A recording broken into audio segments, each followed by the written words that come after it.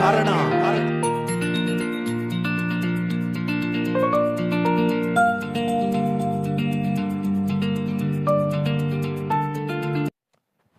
Hallelujah. ಜೋರಾಗಿ hallelujah. ಇನ್ನು ಜೋರಾಗಿ ಹಲ್ಲೆಲೂಯಾ. ಕರ್ತನ ನಾಮಕ್ಕೆ ವಂದನೆ ಸಲ್ಲಿಸುತ್ತೇನೆ. ಈ ಕಣ್ಣೂರ್ FGAG ಸಭೆಯಲ್ಲಿರುವುದು ನನಗೆ ತುಂಬಾ ಸಂತೋಷಕರವಾದಂತ ವಿಷಯ. I am so happy to be in Kannur Church. Hallelujah. Hallelujah. ಪ್ರಾರ್ಥನೆ ಬಹಳ ಪ್ರಾಮುಖ್ಯವಾದದ್ದು. Prayer is very very important and ಈ significant. ದಿನಮಾನಗಳಲ್ಲಿ ನಾವೆಲ್ಲ ಪ್ರಾರ್ಥನೆ ವಿಚಾರದಲ್ಲಿ ನಾವು ಕೇಳಿದ್ದೇವೆ, In all these since morning ಇನ್ನು we've been ಕೇಳ್ತಾನೆ ಇದ್ದೇವೆ. we have heard about prayer ಮತ್ತು and we are still ಅದ್ಭುತವಾದಂತ ವಿಚಾರಗಳು, ಹೊಸ ಹೊಸ ವಿಚಾರಗಳು ಪ್ರಾರ್ಥನೆ ವಿಷಯದಲ್ಲಿ ನಾವು ದೇವ ಸೇವಕರುಗಳಿಂದ ಕೇಳ್ತಾನೆ ಇದ್ದೇವೆ. hearing. Also we keep on hearing from servants of God new things and wonderful things regarding prayer. ಪ್ರಾರ್ಥನೆ ಎನ್ನುವುದಾದ್ರೆ ದೇವರು ಸಭೆಗೆ ಅಥವಾ ಕ್ರೈಸ್ತನಿಗೆ ಕೊಟ್ಟಿರುವಂತ ಅತ್ಯಾಧುನಿಕವಾದಂತ ಒಂದು ಆಯುಧ ದೇವ ಮಕ್ಕಳಿಗೆ ದೇವರು ಕೊಟ್ಟಿರುವಂತದ್ದು. God, the prayer is a powerful weapon that God has given to his children and to the church. Hallelujah. Hallelujah. ಮತ್ತು ಪ್ರಾರ್ಥನೆ ಎಲ್ಲಾ ವಿಚಾರಗಳನ್ನ ಬದಲಾಯಿಸುವುದಕ್ಕೆ ಶಕ್ತಿಯುಳ್ಳದ್ದು. Prayer is something that can change everything. It has the power to change it. ಮಾತ್ರವಲ್ಲ, ಪ್ರಾರ್ಥನೆ ಮಾಡುವ ವ್ಯಕ್ತಿಯನ್ನು ಸಹ ಬದಲಾವಣೆ ಮಾಡುತ್ತೆ. Amen. Not only that, prayer also changes the person who is praying. ಪೌಲಂಗಿಚ್ ಅವರು ಹೇಳಿದ್ರು, Paul Yonggi-cho said ಪ್ರಾರ್ಥನೆ ಮಾತ್ರವೇ ಉಜ್ಜೀವನಕ್ಕೆ ಒಂದು ಬೀಗದ ಕೈ ಎಂದು. Paul Yonggi-cho said that prayer alone is the key ನಮ್ಮ to revival. ನಮ್ಮ ಸಭೆಗಳಲ್ಲಿ, ನಮ್ಮ ಆಧ್ಯಾತ್ಮಿಕ ಜೀವಿತಗಳಲ್ಲಿ ಉಜ್ಜೀವನ ನೋಡಬೇಕಾದ್ರೆ ಪ್ರಾರ್ಥನೆ ಮತ್ತು ಪ್ರಾರ್ಥನೆ ಮಾತ್ರವೇ ಅದಕ್ಕೆ ಕಾರಣ. If we have to see revival in our personal lives or in our churches, prayer and prayer alone is the reason for that. ಪ್ರಾರ್ಥನೆ ಯಾವ ವ್ಯಕ್ತಿಯಾದರೂ ಪ್ರಾರ್ಥಿಸುತ್ತಾ ಇರ್ತಾನೋ ಮತ್ತು ಯಾರಾದರೂ ದೇವರ ಜೊತೆಯಲ್ಲಿ ಒಳ್ಳೆ ಸಂಬಂಧವನ್ನ ಬೆಳೆಸಿಕೊಳ್ಳಬೇಕೆಂದು ಇಷ್ಟಪಡುವವನಿಗೆ ಪ್ರಾರ್ಥನೆ ಮಾತ್ರವೇ ಒಬ್ಬ ವ್ಯಕ್ತಿಯನ್ನ ದೇವರಿಗೆ ಹತ್ತಿರವಾದ ಸಂಬಂಧದಲ್ಲಿ ಬೆಳೆಸುವುದಕ್ಕೆ ಸಾಧ್ಯ. Any person who prays and desires that he should come close to God and be intimate to God, it is only through prayer. ಬರೀ ಆರಾಧನೆಗೆ ಬಂದು ಹೋಗುವವರು ದೇವರಿಗೆ ಹತ್ತಿರ ಸಂಬಂಧವನ್ನು ಬೆಳೆಸಿಕೊಳ್ಳುವುದಕ್ಕೆ ಸಾಧ್ಯವೇ ಇಲ್ಲ. If you only come and attend some services and go away, you cannot develop an intimate relationship with the Lord. ಮತ್ತು ಪ್ರಾರ್ಥನೆ ಒಂದು ಸಭೆಗೆ, ಒಂದು ಕ್ರೈಸ್ತರಿಗೆ ಅದೊಂದು ಉಸಿರಾದಂತೆ ಭಾವಿಸಬೇಕು. ಉಸಿರಿನ ಹಾಗೆ ತಿಳಿಯದೆ ಮತ್ತು ತಿಳಿದು ಹೇಗೆ ಉಸಿರಾಡುತ್ತಾನೋ ಹಾಗೆ ಪ್ರಾರ್ಥನೆ ಎನ್ನುವಂಥದ್ದು ಜೀವನದಲ್ಲಿ ಒಂದು ಅವಿಭಾಜ್ಯ ಅಂಗವಾಗಿ ಬೆಳೆಸಿಕೊಳ್ಳಬೇಕು. Prayer is a very very essential part of our life. Just like we breathe awareingly and unawareingly, so also we must learn to pray, because prayer is our breath, prayer is our oxygen and life. Amen. Amen. ಪ್ರಾರ್ಥನೆ ನೊಗಗಳನ್ನು ಮುರಿದು ಹಾಕುವುದಕ್ಕೆ ಏಕೈಕ ಶಕ್ತಿಯುಳ್ಳಂತ ಸಾಧನ. Prayer is the only weapon that can break every yoke of bondage. ಹಾಗಾಗಿ ಯೇಸು ಕ್ರಿಸ್ತರು ತಮ್ಮ ಜೀವನದ ಅಧಿಕವಾದ ಕಾಲದಲ್ಲಿ ಯೇಸು ಕ್ರಿಸ್ತರು ಪ್ರಾರ್ಥನೆಯನ್ನ ಮಾಡುತ್ತಾ ಇದ್ದರು. ಮಾತ್ರವಲ್ಲ, ತನ್ನನ್ನು ಹಿಂಬಾಲಿಸುವಂತ ಎಲ್ಲಾ ಶಿಷ್ಯರಿಗೆ ಪ್ರಾರ್ಥಿಸಿರಿ, ಪ್ರಾರ್ಥಿಸಿರಿ, ಪ್ರಾರ್ಥಿಸಿರಿ, ಪ್ರಾರ್ಥಿಸಿರಿ ಎಂದು ಒತ್ತಾಯ ಪಡಿಸುತ್ತಾ ಇದ್ದರು. Therefore Jesus, in the most part of his life, he always spent it praying. Not only that, he also encouraged every one of his disciples to pray and pray more. ಆತನ ಸುದೀರ್ಘ ಸೇವೆಯಲ್ಲಿ ಎಂತ ಸುಸ್ತಾದರೂ ಪ್ರಾರ್ಥನೆ ವಿಚಾರದಲ್ಲಿ ಎಂದಿಗೂ ರಾಜಿಯಾಗುವಂತ ವ್ಯಕ್ತಿಯಲ್ಲ ನಮ್ಮ ಕರ್ತನಾಗಿರುವಂತ ಯೇಸು ಕ್ರಿಸ್ತನು. Our Lord Jesus Christ, however busy his ministry was, he would never ever compensate on his prayer life. Hallelujah. Hallelujah. Hallelujah. Hallelujah. ಹೀಗೆ ಯೇಸು ಕ್ರಿಸ್ತನು ಪ್ರಾರ್ಥಿಸಿದನು. Jesus Christ prayed. ನಮ್ಮ ಮೂಲ ಪಿತೃಗಳು ಆದಿ ಸಭೆಯಲ್ಲಿ ಪ್ರಾರ್ಥಿಸಿದರು. Our forefathers in the early church prayed. ಅನೇಕ ಭಕ್ತರ ಪ್ರಾರ್ಥನೆಗಳನ್ನ ಕೇಳಿದ್ದೇವೆ. We have heard of the prayers of several saints. ಸತ್ಯವೇದದಲ್ಲಿ ಒಂದು ಅದ್ಭುತವಾದಂತ ವ್ಯಕ್ತಿ. In the Bible we have a wonderful person. ನನಗೆ ತುಂಬಾ ಇಷ್ಟವಾಗಿದ್ದು ದಾನಿಯೇಲನ ಪ್ರಾರ್ಥನೆ. I like the prayer of Daniel. ದಾನಿಯೇಲನ ಪ್ರಾರ್ಥನೆ The prayer of Daniel. ರಾಜ್ಯಗಳನ್ನ ಕದಲಿಸಿದಂತದ್ದು ಪ್ರಾರ್ಥನೆ. The kingdoms, that was the kind of prayer he prayed. ಕಾನೂನುಗಳನ್ನ ಬದಲಾಯಿಸಿದಂತದ್ದು ದಾನಿಯೇಲನ ಪ್ರಾರ್ಥನೆ. Daniel's prayer was a prayer that change the laws. ದಾನಿಯೇಲನಿಗೆ ವಿರೋಧವಾಗಿ ಎದ್ದ ಎಲ್ಲಾ ಕುತಂತ್ರಗಳನ್ನ ಸುಟ್ಟು ಹಾಕಿದಂಥದ್ದು ದಾನಿಯೇಲನ ಪ್ರಾರ್ಥನೆ. The prayer of Daniel burned down every schemes and plots that were against him. Hallelujah. Hallelujah. ಪ್ರಾರ್ಥನೆ ವಿಚಾರದಲ್ಲಿ ಕೇಳುವುದು ತುಂಬಾ ಸಂತೋಷವಾಗಿರುತ್ತೆ. To listen about prayer, it is such a happy and wonderful thing. Pastors ಆಗಿರುವಂತ ನಮಗೂ ಪ್ರಾರ್ಥನೆ ಬಗ್ಗೆ ಬೋಧಿಸುವುದು ತುಂಬಾ ಸುಲಭವಾಗಿರುವಂತ ವಿಚಾರ. For pastors like us to just preach about prayer, it is a very easy thing. But when it comes to practical, ಆದ್ರೆ ಅದು ನಾವು ವೈಯಕ್ತಿಕ ರೀತಿಯಲ್ಲಿ ಮಾಡಬೇಕಂದ್ರೆ, ಪ್ರಾರ್ಥನೆಗೆ ನಾನು ಮೊಣಕಾಲು ಊರಬೇಕು ಅಂದಾಗ ಅದೊಂದು ಸವಾಲು ಎದುರಿಸಲೇಬೇಕಾದಂತ ವಿಷಯ. when it is a practical thing that I should do, ನಾವು ಯಾವಾಗ ಪ್ರಾರ್ಥಿಸಬೇಕಂತೇವೋ ಹಾಗೆ ಸೋತು ಹೋಗ್ತೇವೆ. when we have to pray, we become discouraged. ಪ್ರಾರ್ಥನೆ ದೊಡ್ಡ ದೊಡ್ಡ ಕಾರ್ಯಗಳನ್ನು ಮಾಡುವುದರಿಂದ ಸೈತಾನನು ಅಥವಾ ಈ ಶರೀರವು ನಮ್ಮನ್ನ ಪ್ರಾರ್ಥಿಸದಂತೆ ಅಥವಾ ಪ್ರಾರ್ಥನೆಗೆ ನಮ್ಮನ್ನ ದೂರ ಮಾಡುವುದರಲ್ಲಿ ಮುಂದಿರುತ್ತದದು. Because prayer will do great and mighty things, this physical body and Satan will always come and hinder it. ಹಾಗಾಗಿ ಪೌಲನು ರೋಮ 8:26 ಹೇಳಿದ ಹಾಗೆ ಪ್ರಾರ್ಥನೆ ಎನ್ನುವಂಥದ್ದು ಪರಿಶುದ್ಧಾತ್ಮನ ಪ್ರೇರೇಪಣೆಯಿಂದ ಆದ್ರೆ ಅದ್ಭುತವಾದ ಕಾರ್ಯಗಳನ್ನು ನೋಡುವುದಕ್ಕೆ ಸಾಧ್ಯವಾಗುತ್ತೆ. Therefore, even as we see in the book of Romans 8:26, prayer is inspired by the Holy Spirit and it does great and mighty things. ದಾನಿಯೇಲನ ಪ್ರಾರ್ಥನೆಯಲ್ಲಿ In the prayer of ಅಷ್ಟು ದೊಡ್ಡ Daniel, ಕಾರ್ಯವನ್ನು ನೋಡುವುದು when we see such a big thing, ಹೇಗೆ ಸಾಧ್ಯವಾಯಿತು? how did it happen? ದಾನಿಯೇಲನ ಗ್ರಂಥ In the book of Daniel, 1ನೇ ಅಧ್ಯಾಯ first chapter, 17-18ನೇ ವಚನ. 17 and 18. ಈಗ ನಾವು ನಮ್ಮ ಪ್ರೆಸ್ಬಿಟರ್ ಅವರ ಅವರು ಹೇಳುವಾಗ ಕೆಲವು ವಿಚಾರಗಳು ಹೇಳಿದ್ರು. When our presbyter preached, he said about certain things. ಕೆಲವು ವಿಚಾರಗಳನ್ನ ಮತ್ತೆ ನಾವು ದೇವರ ಸಾನ್ನಿಧ್ಯದಲ್ಲಿ ನೋಡಿಕೊಳ್ಳೋಣ.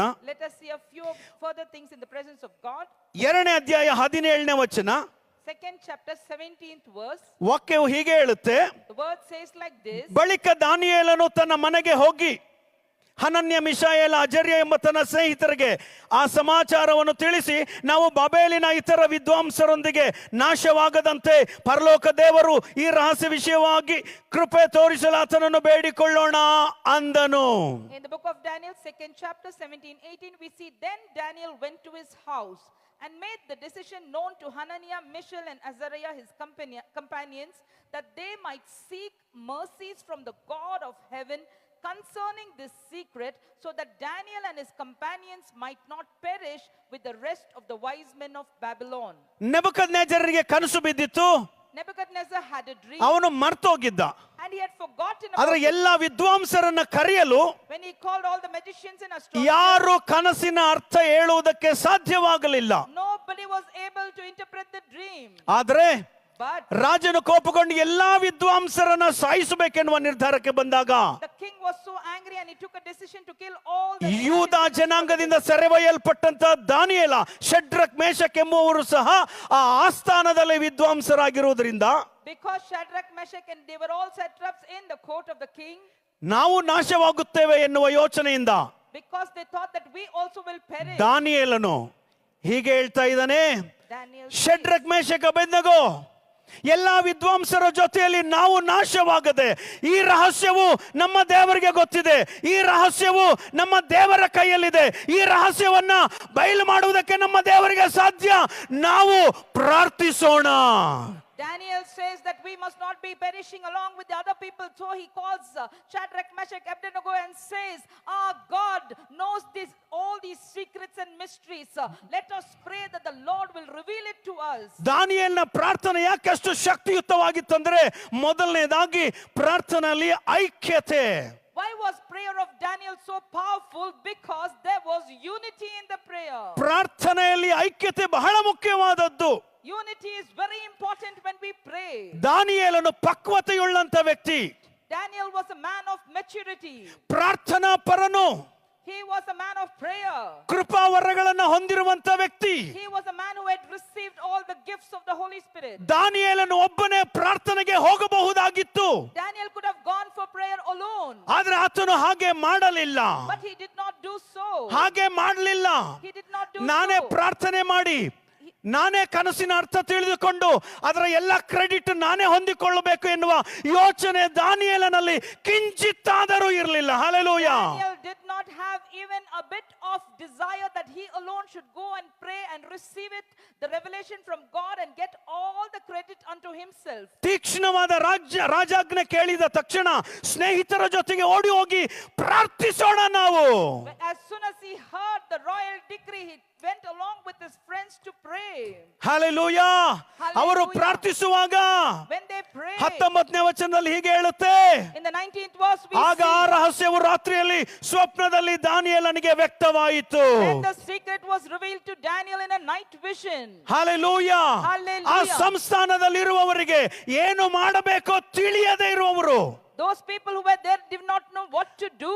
ಮರಣದ ಭಯದಲ್ಲಿ ಜೀವಿಸುತ್ತಾ ಇದ್ದಾರೆ. They were living with the fear of death. ಎಲ್ಲರೂ ಭಯಭ್ರಾಂತರಾಗಿದ್ದಾರೆ. Everybody was gripped with the fear. ದೇವ ಮಕ್ಕಳೇ, ಏನು ಮಾಡಬೇಕೋ ತಿಳಿಯದೇ ಇರುವಾಗ, people of God, when you do not know what to do, ಒಂದೇ ಒಂದು ಮಾಡಬೇಕದು ಪ್ರಾರ್ಥನೆ. we should do only one thing, that ಕುಟುಂಬ is to pray. ಸಮಸ್ಯೆಗಳಲ್ಲಿ, In our family ವ್ಯಾಪಾರ problems, ವಿಷಯಗಳಲ್ಲಿ, other problems, ಸಭೆಯಲ್ಲಿ, in the church, ಸೇವೆಯಲ್ಲಿ, in our ministry, ಅನಾರೋಗ್ಯಗಳಲ್ಲಿ in our ಏನು health, ಮಾಡಬೇಕೋ ತಿಳಿಯದೇ ಇರುವಾಗ, when we do not know what to do, ಒಂದೇ ಒಂದು ವಿಚಾರ ಮಾಡಬೇಕು, ಅದೇ ಪ್ರಾರ್ಥನೆ.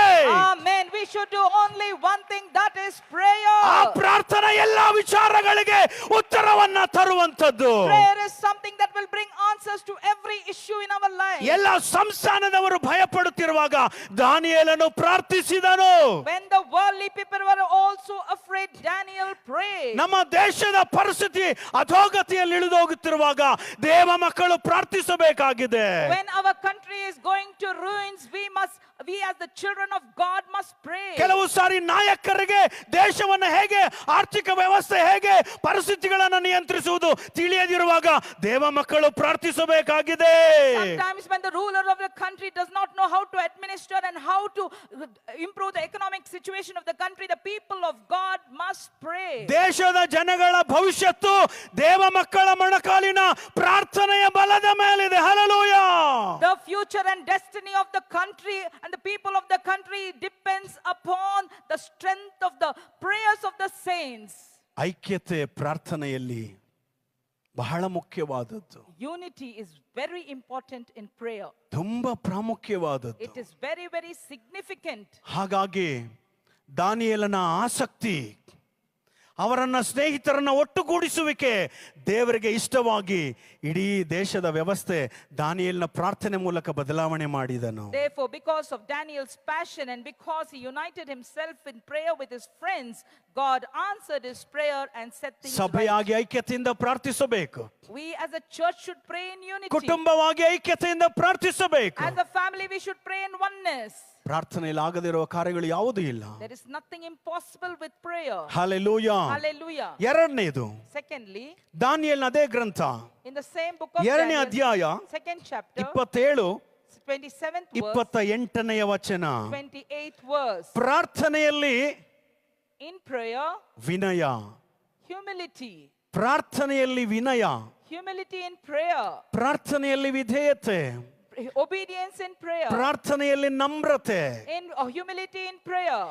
ಪ್ರಾರ್ಥನೆ ಮತ್ತು ನಡವಳಿಕೆ ಎರಡು ಜೊತೆಯಾಗಿ ಹೋಗುತ್ತಾ ಇರುತ್ತೆ. Our prayer and behavior go hand in hand. ಒಬ್ಬ ವ್ಯಕ್ತಿ ಪ್ರಾರ್ಥನಾ ಪರನಾಗಿ ತನ್ನ ನಡತೆಯನ್ನು ಕೆಡಿಸಿಕೊಳ್ಳುವಾಗ ಪ್ರಾರ್ಥನೆ ಯಾವುದೇ ರೀತಿಯಲ್ಲಿ ಕಾರ್ಯ ಮಾಡುವುದಿಲ್ಲ. When a man prays but his behavior is otherwise, then the prayer will not work. ಒಬ್ಬ ವ್ಯಕ್ತಿ ಒಳ್ಳೆ ನಡತೆಯುಳ್ಳವನಾಗಿ ಪ್ರಾರ್ಥನೆ ಇಲ್ಲದವನಾದ್ರೆ ಅವನು ಸತ್ತವನಂತೆ. If a man has good behavior and character but he has no prayer, he is like a dead person. So prayer and attitude goes together. ಪ್ರಾರ್ಥನೆ ಮತ್ತೆ ಅವರು ಹೇಗೆ ನಡಿಕೊಳ್ಳುತ್ತಾರೋ ಅದು ಒಂದಾಗಿ ಹೋಗುತ್ತದೆ. ಆತನ ಪ್ರಾರ್ಥನೆಗೆ ಅಷ್ಟು ಅದ್ಭುತವಾದಂತ ಬಿಡುಗಡೆ ಬರುವುದಕ್ಕೆ ಆತನಲ್ಲಿರುವ ವಿನಯ. ಈ 27ನೇ ವಚನ ನಾವು ಓದುತ್ತೇನೆ. The humility in Daniel's prayer was the key that brought the answer to his prayer. We read it in the verse 27. ಅದಕ್ಕೆ ದಾನಿಯೇಲನು 26ನೇ ವಚನದಿಂದ ಓದುತ್ತೇನೆ. ರಾಜನು ಬೆಲ್ಶಚ್ಚರನೆಂಬ ಅಡ್ಡ ಹೆಸರಿನ ದಾನಿಯೇಲನನ್ನು ನಾನು ಕಂಡ ಕನಸನ್ನು ಅದರ ಅರ್ಥವನ್ನು ನನಗೆ ತಿಳಿಸಬಲ್ಲಿಯಾ ಎಂದು ಕೇಳಿದನು. In 26th verse, we see the king answered and said to Daniel, whose name was Belshazzar, are you able to make known to me the dream which I have seen and its interpretation? ರಾಜನ ಚಿಂತೆಯಲ್ಲಿದ್ದಾಗ ಅಲ್ಲಿರುವಂತ ರಾಜ ಆಸ್ಥಾನದವರು ದಾನಿಯೇಲನ್ನು ಕರೆದುಕೊಂಡು ಹೋದ್ರು. ರಾಜ, ಈ ದಾನಿಯೇಲನೆನ್ನುವವನು ನಿನ್ನ ಕನಸಿನ ಅರ್ಥ ಹೇಳಬಲ್ಲನು. When the king was so worried, all his officials took Daniel to him and said, King, this man is able to tell everything about your dream. ರಾಜನು ಕೇಳ್ತಾ ಇದ್ದಾನೆ, ದಾನಿಯೇಲನೇ, ನೀನು ಹೇಳುವುದಕ್ಕೆ ಸಾಧ್ಯವಾ? The king asked Daniel, is it possible for you to tell me? ಒಂದು ವೇಳೆ ನಾನೇ ಆಗಿದ್ದಿದ್ರೆ, If it was me, ಒಂದು ವೇಳೆ ನಾವೇ ಆಗಿದ್ದಿದ್ರೆ, if it was us, ಒಂದು 2 ತಾಸು ಹೇಳ್ಬಿಡ್ತಾ ಇದ್ವಿ. we would have told. ನಿನ್ನ ಹೆಂಗ್ ಪ್ರೇಯರ್ ಮಾಡಿದ್ವಿ ಗೊತ್ತಾ? Do you know how ಬೆಂಕಿ we ಇಳಿತು prayed? ಗೊತ್ತಾ? How the fire ದರ್ಶನ came down? ನೋಡ್ದೆ ಗೊತ್ತಾ? I saw vision. ಅದು ನೋಡ್ದೆ ಗೊತ್ತಾ? I did this, ನಾನು saw ಅದು that. ಮಾಡ್ದೆ ಗೊತ್ತಾ? I did that. ದಾನಿಯೇಲ್ ಏನು ಹೇಳಲಿಲ್ಲ. Daniel did not say anything. ತುಂಬಾ ಇಷ್ಟವಾದ ಮಾತದು.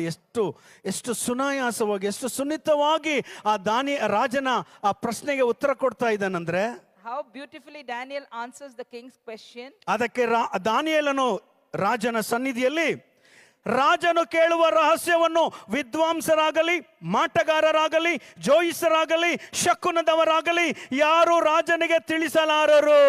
Daniel answered in the presence of the king and said, the secret which the king has demanded, the wise men, the astrologers, the magicians and the soothsayers cannot declare to the king. ಆದ್ರೆ ದಾನಿಯೇಲನಾದ ನಾನು ಹೇಳ್ತೇನೆ. But Daniel, I will say. Did he say like that? ಹಾಗೆ ಹೇಳಿದ್ನ ಅವನು. ಯಾರು ಹೇಳಕ್ಕಾಗಲ್ಲ ರಾಜ. Nobody can say that, king. ಇವರು ಸ್ನೇಹಿತರ ಜೊತೆಯಲ್ಲಿ ಪ್ರಾರ್ಥಿಸಿದ್ದಾರೆ. He has prayed along with his friends. ದೇವರ ಪ್ರಕಟಣೆಯನ್ನು ಇವರಿಗೆ ಪ್ರಕಟಿಸಿದ್ದಾರೆ. God has revealed his revelation to him. ಆದರೂ But still ರಾಜ ಯಾರು ಹೇಳಲ್ಲ ನಿನ್ನ ಕನಸಿಗೆ ಅರ್ಥ. King, nobody can interpret the dream. ಆದರೆ But ಒಬ್ಬನಿದ್ದಾನೆ, there is ಆತನು one. ದೇವರು, He is God. ಪರಲೋಕದಲ್ಲಿದ್ದಾನೆ. He is in heaven. ಉತ್ತರ ಕಾಲದಲ್ಲಿ In the time of ನಡೆಯತಕ್ಕದನ್ನು whatever has to happen, ಆತನೇ ರಾಜನಿಗೆ ತಿಳಿಸಬಲ್ಲನು. Hallelujah. He alone can make it known to the king. Hallelujah. ಎಷ್ಟು ಅದ್ಭುತವಾದಂತ ಮಾತು. What a wonderful ಎಂತ word. ಸುಂದರವಾಗಿ ವಿನಯದಿಂದ ರಾಜ ಯಾರು ಹೇಳುವುದಕ್ಕಾಗಲ್ಲಯ್ಯ. He with such humility he says, ಒಬ್ಬನಿದ್ದಾನೆ. there is one. ದಾನಿಯೇಲನಲ್ಲ. It is not Daniel. That is God. ಅದು ದೇವರು ಮಾತ್ರ. That is God. ಅದು ದೇವರು ಮಾತ್ರ. Hallelujah. Hallelujah. ದೇವ ಮಕ್ಕಳೇ, Oh, children of God. ಪ್ರಾರ್ಥಿಸುವವರಲ್ಲಿ ಅನೇಕ ಸಾರಿ ಅತಿಶಯದ ಆತ್ಮಗಳು ಕಾರ್ಯ ಮಾಡುವಾಗ ದೇವರಿಂದ ಬರುವ ಉತ್ತರಗಳು ಅಡ್ಡಿಯಾಗುತ್ತೆ. ಹಾಗಾಗಿ ಪ್ರಾರ್ಥಿಸುವ ಮಕ್ಕಳಾಗಿರುವ ನಾವು ಪರಿಶುದ್ಧಾತ್ಮನ ಬೆಂಕಿಯಿಂದ ಅತಿಶಯವನ್ನ ಸುಟ್ಟು ಹಾಕಬೇಕಾಗಿದೆ. Many a times when children of God receive revelation, there is so much of pride, but we people who pray must burn that pride in us. ಪ್ರಾರ್ಥನೆಯಲ್ಲಿ ವಿನಯ ಬಹಳ ಮುಖ್ಯವಾದದ್ದು. In prayer, humility is very, very important. 23ನೇ ವಚನದಲ್ಲಿ ಅದನ್ನ ಮತ್ತೆ ಹೇಳ್ತಾ ಇದ್ದಾನೆ. In ಪ್ರಾರ್ಥನೆಯಲ್ಲಿ 23rd verse he says again, ನೀನು ನನಗೆ ಜ್ಞಾನ ತ್ರಾಣಗಳನ್ನು ದಯಪಾಲಿಸಿ, you have given me wisdom and might, ನಾವು ಬೇಡಿದ್ದನ್ನು ನನಗೆ ತೋರ್ಪಡಿಸಿದೆಯಲ್ಲ, and have now made known to me what we asked of you. ಈ ಮಾತನ್ನ ಚೆನ್ನಾಗಿ ಗಮನ ಇಡಿ. ರಾಜನ ರಹಸ್ಯವನ್ನು ನಮಗೆ ವ್ಯಕ್ತಗೊಳಿಸಿದಿ. For you have made known to us the king's demand. Keep this in your mind. 19ನೇ ವಚನದಲ್ಲಿ ಹೇಳಿದಾಗೆ ದೇವರು ದಾನಿಯೇಲನಿಗೆ ವ್ಯಕ್ತಪಡಿಸಿದನು. In 19th verse we see that the Lord revealed to Daniel. ಆದರೆ ದಾನಿಯೇಲನ ಅದನ್ನ ಹೇಳುವಾಗ, But when Daniel tells that back, ನೀನು ನಮಗೆ, including my friends, ನೀನು ನಮಗೆ ವ್ಯಕ್ತಪಡಿಸಿದಿ. Hallelujah. you have made known to us. He also includes his friend. Hallelujah. Hallelujah. ದಾನಿಯೇಲನ ಪ್ರಾರ್ಥನೆ ಅಷ್ಟು ಶಕ್ತಿಯುತವಾಗುವುದಕ್ಕೆ ಕಾರಣ ಆತನ ನಡತೆಯೂ ಸಹ. The reason that Daniel's prayer was so powerful, it is because of his good character. ಹಾಗಾಗಿ ನಮ್ಮ ಪಿತೃಗಳು ರಾಜ್ಯಗಳನ್ನ ಕದಲಿಸಿದ್ದು ಅದಕ್ಕಾಗಿಯೇ, ಸಿಂಹಾಸನಗಳನ್ನ ಮುರಿದು ಹಾಕಿದ್ದು ಅದಕ್ಕಾಗಿಯೇ.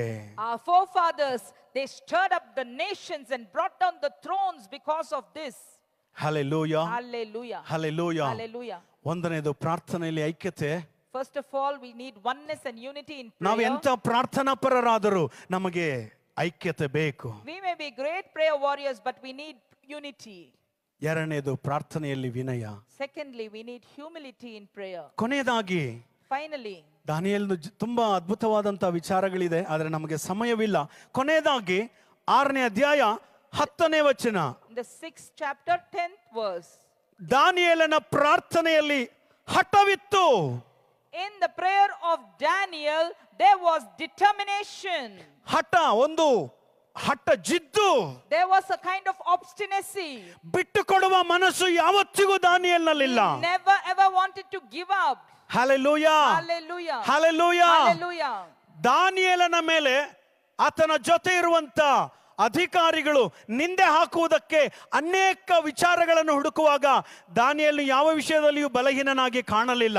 When the people were working along with Daniel, they tried to bring so many things against him and they tried to insult him. But ತುಂಬಾ Daniel did not bother. ನಂಬಿಗಸ್ತನಾಗಿದ್ದನು, He was a very faithful ತುಂಬಾ person. ಪರಿಶುದ್ಧನಾಗಿದ್ದನು, He was very holy. ತುಂಬಾ ಭಕ್ತಿವಂತನಾಗಿದ್ದನು. He was very devout. ಧರ್ಮದ ವಿಷಯದಲ್ಲಿ, In the ಭಕ್ತಿ ವಿಷಯದಲ್ಲಿ ಬಿಟ್ರೆ ಬೇರೆ ಯಾವ ವಿಷಯದಲ್ಲಿ ನಿಂದೆ ಹೊರಿಸುವುದಕ್ಕೆ ಅವನಲ್ಲಿ ಬಲಹೀನತೆಗಳೇ ಕಾಣಲಿಲ್ಲ. Apart from his prayer and prayer life, there was no weaknesses in him. ಕೊನೆಯದಾಗಿ ಇವನ ಪ್ರಾರ್ಥನೆ ಒಂದು ಬಲಹೀನತೆ ಮಾಡಿಕೊಂಡು ಆ ಅಧಿಕಾರಿಗಳು ರಾಜನ ಹತ್ರ ಹೋಗಿ ದಾರ್ಯಾವೇಶನ ಹತ್ರ, ರಾಜನೇ 30 ದಿನಗಳು ನಿನ್ನನ್ನ ಆರಾಧಿಸಬೇಕು, ಎಲ್ಲ ಜನಗಳು ಯಾರಾಗಲಿ ಯಾವ ದೇವರಿಗೂ ಯಾವ ಮನುಷ್ಯನಿಗೂ ಪೂಜೆ ಮಾಡಲೇಬಾರದು. Prayer was the only thing that Daniel was doing, and so the people working with him took it as a weakness, and they went before the king and said, these 30 days they should not worship any man or anybody else apart from you. ಯಾರು ಪ್ರಾರ್ಥಿಸಬಾರದು, Nobody should pray. ಯಾರು ಪ್ರಾರ್ಥಿಸಬಾರದು. Nobody should pray. ಆದರೆ ದಾನಿಯೇಲನು But Daniel, 9ನೇ ವಚನ, in 9th verse, ರಾಜನಾದ ದಾರ್ಯಾವೇಶನು ಆ ನಿಬಂಧನ ಶಾಸನಕ್ಕೆ ರುಜು ಹಾಕಿದನು. therefore King Darius signed the written decree. ಶಾಸನಕ್ಕೆ ರುಜುವಾದದ್ದು ದಾನಿಯೇಲನಿಗೆ ತಿಳಿದಾಗ, When Daniel knew that the writing was signed, ದಾನಿಯೇಲನಿಗೆ ಆ ರಾಜಾಜ್ಞೆಯು ತಿಳಿದುಕೊಂಡಾಗ, when Daniel came to know about the decree, ಭಯಪಟ್ಟು ಪ್ರಾರ್ಥನೆಯನ್ನ ನಿಲ್ಲಿಸಲಿಲ್ಲ. he did not get afraid and stop the ಭಯಪಟ್ಟು prayer. ಪ್ರಾರ್ಥನೆಗೆ ಬೇರೆ ಬೇರೆ ನವಗಳನ್ನ ಹೇಳಲಿಲ್ಲ. He did not become afraid and give excuses for prayer. ತನ್ನ ಮನೆಗೆ ಹೋಗಿ ಯೆರೂಸಲೇಮಿನ ಕಡೆ ಕದವಿಲ್ಲದ ಕಿಟಿಕೆಗಳುಳ್ಳ ತನ್ನ ಮಹಡಿಯ ಕೋಣೆಯಲ್ಲಿ ಯಥಾ ಪ್ರಕಾರ ದಿನಕ್ಕೆ 3 ಆವರ್ತಿ ಮೊಣಕಾಲೂರಿ ಪ್ರಾರ್ಥಿಸಿದನು. He went to his home and in his upper room with his windows open towards Jerusalem as usual. He knelt down and prayed 3 times a day. Hallelujah. Hallelujah. ದೇವ ಮಕ್ಕಳೇ, ನನ್ನ ಆಗಲೇ ಹೇಳಿದಾಗೆ ಪ್ರಾರ್ಥನೆ ವಿಷಯದಲ್ಲಿ ಓದುವುದು, ಪ್ರಾರ್ಥನೆ ವಿಷಯದಲ್ಲಿ ಕೇಳುವುದು, ಪ್ರಾರ್ಥನೆ ವಿಷಯದಲ್ಲಿ ಪ್ರಸಂಗ ಮಾಡುವುದು ತುಂಬಾ ಸುಲಭವಾದದ್ದು. ಪ್ರಾರ್ಥನೆ ಮಾಡುವುದು ಬಂದಾಗ ಸ್ವಲ್ಪ ಕಷ್ಟಕರವಾದದ್ದು. ಅದನ್ನು ಯಾರು ಜಯಿಸುತ್ತಾರೋ ಅವನ ನಿಜವಾದ ವಿಜ್ಞಾಪನ ವೀರನು. Amen, amen.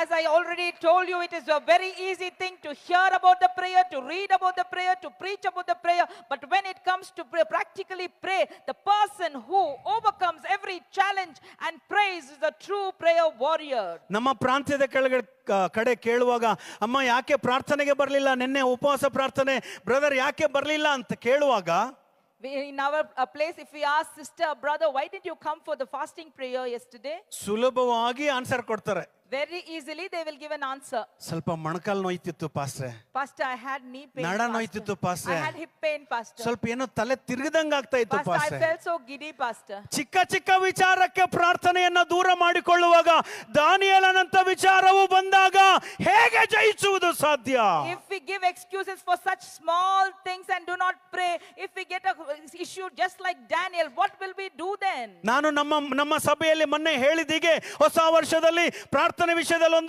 ಒಂದು ತೀರ್ಮಾನ ಮಾಡಬೇಕು.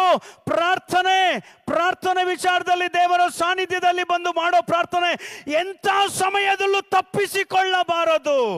I told in my church in this new year, in the prayer life, you must make a determination and a decision that you should not give any kind of excuse in prayer. And you ಒಂದು must attend ಸಮಯದಲ್ಲಿ prayer. ಮಾತ್ರ ತಪ್ಪಿಸಬಹುದು. Only in one time you can let go of prayer. ನೀನು ನಾನು ಐಸಿಯುನಲ್ಲಿ admit ಆದಾಗ ಮಾತ್ರ. Only when you and I are in ನಾವು ICU, we ICU need not ನಲ್ಲಿ come to ಅಡ್ಮಿಟ್ ಆದಾಗ prayer. ಮಾತ್ರ ಅಲ್ಲಿ ಪ್ರಾರ್ಥನೆ ಮಾಡಿಕೊಳ್ಳಬಹುದು. ಆದ್ರೆ ಇಲ್ಲಿ ದೇವರ ಸಾನ್ನಿಧ್ಯಕ್ಕೆ ಬರುವುದು ಎಂತ ಪರಿಸ್ಥಿತಿಯಲ್ಲಿಯೂ ಬಿಟ್ಟು ಕೊಡಬಾರದು. Randall, whatever your situation may be, do not fail to come for prayer to the church except when you are in the ICU. Hallelujah. Hallelujah. Hallelujah. Hallelujah. ದಾನಿಯೇಲನ ಹಾಗೆ ಹೋಗಿ ಪ್ರಾರ್ಥಿಸಿದನು. Daniel just went and prayed as it was his custom. ಸಿಂಹದ ಗವಿಯಲ್ಲಿ ಹಾಕ್ತಾರೆ, ಬೋನಿನಲ್ಲಿ ಹಾಕ್ತಾರೆ. They put him in the lion's den. Care ಮಾಡಲಿಲ್ಲ, He did not bother. ಭಯ ಪಡಲಿಲ್ಲ. He did not fear. ಯಾಕಂದ್ರೆ ದಾನಿಯೇಲನಿಗೆ ಗೊತ್ತು, Because Daniel knew ಪ್ರಾರ್ಥನೆ ಅಸಾಧಾರಣ ಕಾರ್ಯಗಳನ್ನ ಮಾಡುವಂಥದ್ದು. prayer can do extraordinary things. ಪ್ರಾರ್ಥನೆ ಅಸಾಧಾರಣ ಕಾರ್ಯಗಳನ್ನ ನಡೆಸುವಂಥದ್ದು. Prayer is something that can bring about extraordinary things. ಕೊನೆಗೆ ಆ ನಿಂದೆಯಿಂದ ಸಿಂಹದ ಗವಿಯಲ್ಲಿ ಹಾಕಲ್ಪಟ್ಟರು. ಮುಂಜಾನೆ ದಾರ್ಯಾವೇಶನು ಹೋಗಿ, ದಾನಿಯೇಲನೇ ದಾನಿಯೇಲನೇ, ನೀನು ನಂಬಿದ ನಿನ್ನ ದೇವರು ನಿನ್ನನ್ನು ರಕ್ಷಿಸುವುದರಲ್ಲಿ ಶಕ್ತನಾದನೋ ಎಂದು ಪ್ರಶ್ನಿಸಿದನು. Even though Daniel was thrown into the lion's den in the morning, the king Darius came and asked Daniel, servant of the living God, has that Lord been able to deliver you from the lions? ಪ್ರಶ್ನೆ ಹಾಕಿ ಅನುಮಾನದಿಂದ ಕಿವಿ ಈ ಕಡೆ ಇಟ್ಟಿದ್ದನು. He questioned him, and with a doubt he kept his ear towards the den. ಬದುಕಿದ್ರೆ ಸ್ವರ ಬರುತ್ತೆ, ಸತ್ರ ಸ್ವರ ಬರಲ್ಲ. If he is alive, he will answer back. If he is dead, he may not answer back. ಆದ್ರೆ ಒಳಗಡೆಯಿಂದ ಬಂದಿದ್ದು, ರಾಜನೇ ಚಿರಂಜೀವಿಯಾಗಿರು. Hallelujah. Hallelujah. But from the inside of the den, Daniel said, "O king, live ನನ್ನ forever." ದೇವರು, My ನನ್ನ God, ದೇವರು my God, ಸಿಂಹಗಳ ಬಾಯಿಯನ್ನ ಕಟ್ಟಿದನು. he has bound the ದೇವ mouth of the ಮಗುವೆ, lions. ದೇವ ಮಗುವೆ, O children of ದೇವ God, ಮಗುವೆ, child of God, ನಿನ್ನ ಕುಟುಂಬಕ್ಕೆ, ನಿನ್ನ ಸಭೆಗೆ, ನಿನ್ನ ಸೇವೆಗೆ, ನಮ್ಮ ಜೀವನದಲ್ಲಿ ನಮಗೆ ವಿರೋಧವಾಗಿ ಸಿಂಹಗಳಾಗಲಿ, ಕಾಡು ಕೋಣಗಳಾಗಲಿ, ಎಂಥ ದುಷ್ಟ ಶಕ್ತಿಗಳಾಗಲಿ, ಮಾನವ ಶಕ್ತಿಗಳಾಗಿರಲಿ, ಪ್ರಾರ್ಥಿಸುವಾಗ ಎಲ್ಲವನ್ನ ಕಟ್ಟಿ ಹಾಕುವ ಶಕ್ತಿ ಪರಿಶುದ್ಧಾತ್ಮನ ದೇವರು ನಮಗೆ ಅನುಗ್ರಹಿಸುವುದಕ್ಕೆ ಶಕ್ತನಾಗಿದ್ದಾನೆ. children of God, against your life, against your family, against your job, against your ministry, lions may rise up, rhinoceros may rise up, but the power of the Holy Spirit is greater than all these powers when we pray. Hallelujah. Hallelujah. ಆ ಒಂದು ಪ್ರಾರ್ಥನೆ That one prayer ಇಡೀ ಸಂಸ್ಥಾನದಲ್ಲಿ in the whole system of the ಡಂಗೂರ hockey it was all, ಪ್ರಕಟಣೆ ಹೊರಡಿಸಿದ್ರು. everywhere it was announced. ಎಲ್ಲಾ ಜನಾಂಗಗಳೇ, All people, ಸಕಲ ಜನಾಂಗ ಕುಲ ಭಾಷೆಯವರೇ, all the people belonging to every caste and ರಾಜನಾಗಿ creed, ಒಂದು ಆಜ್ಞೆ ಕೊಡ್ತಾ ಇದ್ದಾನೆ. the king is giving a decree. ದಾನಿಯೇಲನ ದೇವರು ನಿಮ್ಮ ದೇವರಾಗಿರಬೇಕು. Let the God of Daniel be the God ದಾನಿಯೇಲನ of yours. ದೇವರು ಈ ಸಂಸ್ಥಾನದ ದೇವರಾಗಿರಬೇಕು. All the people's nation, Daniel's God will be Hallelujah. your God. Hallelujah. ಸಭೆಗಳು ನಿಜವಾಗಲೂ ಪ್ರಾರ್ಥಿಸುವುದಾದರೆ, If the churches are really ಕ್ರೈಸ್ತನು praying, ನಿಜವಾಗಿಯೂ ಪ್ರಾರ್ಥಿಸುವುದಾದರೆ, if Christians are really praying, ದೇಶ ಅಧಿಕಾರಿಗಳು ಆಜ್ಞೆ ಕೊಡಬೇಕು. ದೇಶ ಪ್ರಜೆಗಳಿಗೆ ಇನ್ನು ಮೇಲೆ ಈ ದೇವರೇ ನಿಮ್ಮ ದೇವರಾಗಿರಬೇಕು. the rulers of the country must give a decree to the subjects that this ಕ್ರೈಸ್ತರ God will be ದೇವರು your God. ನಿಮ್ಮ ದೇವರಾಗಿರಬೇಕು. Jesus Christ must be your ಅವರು God. ಅಮೆರಿಕ ದೇವರಲ್ಲ, He is not an American ಅವರು God. ಹೊರ ದೇಶದ ದೇವರಲ್ಲ, He is not a foreign God. ನಮ್ಮ ದೇಶದ ದೇವರಾಗಿರಬೇಕು. He is our Hallelujah. God. Hallelujah. Hallelujah. ಇಂಥ ಪ್ರಾರ್ಥನೆಯಿಂದ ಅಂತ ಉಜ್ಜೀವನ ಕಾರ್ಯಗಳನ್ನು ಬಹು ಬೇಗನೆ ನೋಡುವಂತೆ ನಾವು ಇನ್ನೂ ಅಧಿಕವಾಗಿ ಆಸಕ್ತಿಯಿಂದ ಪ್ರಾರ್ಥಿಸೋಣ. Let us pray more fervently to see such a kind of revival through our prayers. ವಿನಯ ಭಕ್ತಿಯಿಂದ ಪ್ರಾರ್ಥಿಸೋಣ. Let us pray with devotion and humility. ಹಠದಿಂದ ಪ್ರಾರ್ಥಿಸೋಣ. Let us pray with determination. ಪ್ರಾರ್ಥನೆಗೆ ಯಾವ ಅಡ್ಡಿ ಬಂದರೂ ರಾಜಿ ಆಗೋದು ಬೇಡವೇ ಬೇಡ. Whatever hindrances come, let us not compensate with a prayer. Hallelujah. Hallelujah. Hallelujah. Hallelujah. Hallelujah. Hallelujah. ಅಂತ ಅದ್ಭುತವಾದ ಕಾರ್ಯಗಳು Such wonderful things. ಬೆಂಗಳೂರು ಪಟ್ಟಣದಲ್ಲಿ, In Bangalore city. ನಮ್ಮ ಪಟ್ಟಣದಲ್ಲಿ, In our city. ಕರ್ನಾಟಕ ರಾಜ್ಯದಲ್ಲಿ, In Karnataka state. ಭಾರತ ದೇಶದಲ್ಲಿ, In the country of ಕಾಶ್ಮೀರದಿಂದ India. ಕನ್ಯಾಕುಮಾರಿಯವರೆಗೆ, From Kashmir to ಗುಜರಾತ್ನಿಂದ Kanyakumari. Mizoram ವರೆಗೆ From Gujarat to Mizoram. ಯೇಸುವಿನ ರಕ್ತವು ಪ್ರೋಕ್ಷಿಸಲ್ಪಡಲಿ. Let the blood of Jesus be ಯೇಸುವೇ ಸತ್ಯದೇವರೆಂದು ತಿಳಿದುಕೊಳ್ಳುವ ಹಾಗೆ let everyone know that Jesus is the true living God. ಅಂತ ದಾನಿಯೇಲನ ಅಭಿಷೇಕದ ಪ್ರಾರ್ಥನೆ ದೇವರು ನಮಗೆ ಕಲಿಸಲಿ. Let the Lord teach us such a kind of ಅವರ anointed ಹೆಜ್ಜೆ prayer like ಜಾಡುಗಳು Daniel. ಅವರ ಹೆಜ್ಜೆ ಜಾಡುಗಳನ್ನು ನಮ್ಮ ಹೆಜ್ಜೆ ಜಾಡುಗಳಾಗಿಟ್ಟುಕೊಂಡು ಕ್ರೈಸ್ತ ಪ್ರಾರ್ಥನಾ ಯೋಧರಾಗಿ ಮುಂದಕ್ಕೆ ಹೋಗೋಣ.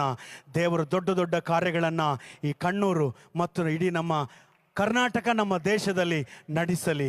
Let us follow their footsteps and go forward as warriors and soldiers, and let God do great and mighty things in Karnataka and India. ಮತ್ತೊಂದು ಸಾರಿ ಯೇಸು ಕ್ರಿಸ್ತನ ಹೆಸರಿನಲ್ಲಿ ನಿಮ್ಮೆಲ್ಲರಿಗೂ ವಂದನೆ ಸಲ್ಲಿಸುತ್ತೇನೆ. Once again I thank every one of you in the name of our Lord and Christ Jesus. ನಮಗೆ ಅವಕಾಶ ಕೊಟ್ಟಂತ ನಮ್ಮ ಚೇರ್ಮನ್ ಪಾಸ್ ಅವರಿಗೆ I thank ತುಂಬಾ our chairman for ಧನ್ಯವಾದಗಳನ್ನು giving this ಸಲ್ಲಿಸುತ್ತೇನೆ. opportunity.